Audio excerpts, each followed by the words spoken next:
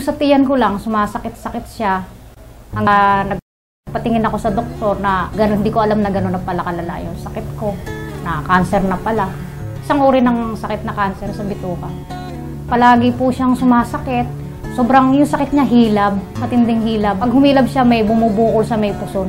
Sumasakit. Tapos yung time na bago ko na-opera, araw-araw na siya sumasakit, nagsusuka ako. Medyo lumaki yung tiyan ko, parang tiyan ng palaka. Tumutugtog ako sa banda bilang sequencer. Keyboardist. Mahirap siyang yung pag sumusumpong ng sakit, halos hindi ko maitago. Makikita mo talaga sa mukha ko. Yung matinding hilab. Naranasan ko pa yung habang tumutugtog ako, talagang hindi na maiano yung mukha ko. Sobrang hirap para sa akin talaga. Mahirap iano yung sakit. Kasi pag sumumpong siya, talagang mapapangiwi ka. Sisirain talaga yung mukha mo ng sakit. Pag sumasakit siya, hindi po pare-pareho. Minsan, sasakit mga 2 minutes, tapos mga after 1 hour, sasakit na naman. Hindi pare-pareho. Minsan, after 5 hours, mamayang hapon, sasakit na naman. Pasumpong-sumpong. Hanggang sa itong lately nung December, hindi ko na nakaya yung sakit kasi nagsunod-sunod na talaga. Halos sa sobrang sakit, sumusuka na ako. Sumusuka ako ng kulay green. Bago ko isuka yung kinain ko, green muna yung lalabas. Nung bago ako na-operahan, pagdating ng San Bernardino, doon ako sinaksakan ng hose sa ilong. Para daw matigil yung hindi na ako magsuka sa bibig. Pinasukan ako ng hose dito. Sobrang hanggang dito. Tapos na isinaksak niya yun, wala pang 5 minutes. Lumabas na sa hose, kulay green. Nung una, na nagpunta ako ng doktor na nag-asasakit pa, wala pa sinabi ang doktor sa akin na mauuwi ako sa opera. Pero nung talagang nasa ospital na ako na, nung under observation pa ako, panay ang monitor nila sa tiyan ko. Ako na mismo nag-ano sa doktor, nagsabi na, Dok, sige na po, biyakin nyo na lang tiyan ko. Kasi talagang hindi ko nakaya.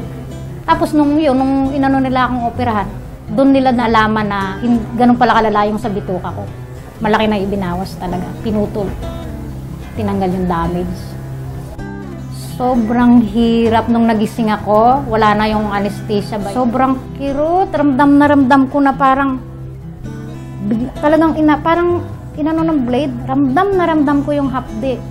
Na yung wag na dima, ganyan lang ako. Kilos lang ng konti. Parang napupunit. Sobrang sakit, sobrang hirap. Tapos nagulat ako, bakit may plastic bag ako dito? Nakita ko doon lumalabas yung dumi ko. Nung pagbalik ko lang nung January 6, yung resulta ng biopsy ko yun, noon ko lang nalaman at noon lang din sinabi ng doktor na yung sakit ko yun na siya. Isang uri ng cancer na sakit sa bituka. Nasa stage 3 na. Ang sabi ng doktor, pinaka-the-best ko na lang daw na gawin, umuwi na lang ng bahay, kumain ng masusustansyang gulay, prutas, lahat ng masusustansya, pilitin ko raw ipasok sa katawan ko. Yung kapatid kong lalaki, yung pinakakuya namin, may nakapagsabi sa kanya sa kapitbahay nila na ipatry daw sa akin. Nung ininom ko siya, sinunod ko yung sabi ng kuya ko, araw-arawin ko raw 15 minutes before meal, 3 times a day. Sinunod ko naman. Tapos, nung uminom na ako noon, wala pang 1 week, talagang napansin ko, ang laki ng pagbabago sa akin. Sobrang lumakas akong kumain, para akong lalaking kumain ngayon. Tapos hindi na ako nagsusuka simula nung uminom ako noon, hindi na ako nanghihina. Ang pakiramdam ko parang walang nangyari sa akin. Maliban na lang dito sa nabago sa sa tiyan ko. Sobrang nanghihinayang ako na nung mga time na, kumbaga mild pa lang yung sumasakit sa akin. Kung pinansin ko sana noon, nagpagamot agad ako or tinuklas ko na yung herbal na yun. Siguro hindi ako umabot sa time na inopera. Siguro hindi ako nagkaganito ngayon. Ako lost to be bagla. Kumbaga hindi na kasi parang hindi na normal yung pamumuhay ko sa ngayon. Tulad yan, ang hirap itago, di ba? Ang hirap itago, ang hirap dalhin. Andito lang ngayon yung bituka ko, nakalabas na. Paano ko pang masasabing normal yung pamumuhay ko ngayon? Pero sobrang nagpapasalamat pa rin ako sa Diyos at di ba, buhay ako kahit paano. Binigyan pa niya ako ng isa pang pagkakataon at saka sa tulong niyang King's Herbal na yan. Sobrang talagang napakalaking improvement sa akin. Sobrang nagulat sa herbal na yan. Kasi noon hindi naman ako nagpapapaniwala sa mga yung ganyan, yung mga halamang ugat, mga halamang gamot na yan. Pinagtatawanan ko noon yan, pati yung oregano. Hindi ko alam na yan pala ang magsisilbing ano sa akin talaga. Yung herbal natin, nakaginhawa sa kanya. Hanggang sa ngayon, patuloy pa rin ang pag-inom niya. Sabi namin, advice namin sa kanya, tuloy-tuloy lang. Yes, sobrang nanlalata ako, sobrang hinang-hina ako, tahimik na lang ako, hindi na ako makapag-isip. Halos hindi ko na maidik na maiano sa sarili ko na kailangan ko mabuhay, kailangan ko lumakas. Parang ayaw nang umulo sa isip ko niyan. Nung hindi pa ako nagte-take ng King's Herbal, sobrang talagang nagulat ako. Ang laki ng binago sa akin.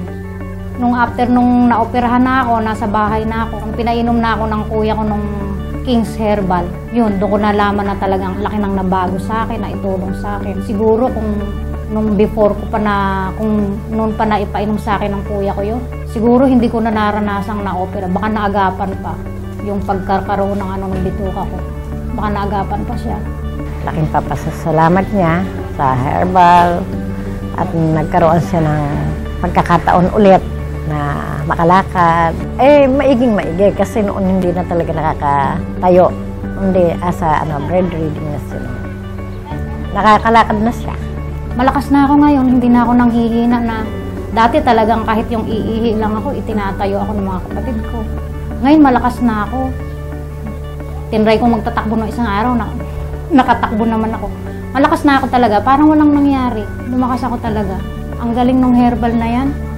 Ang galing.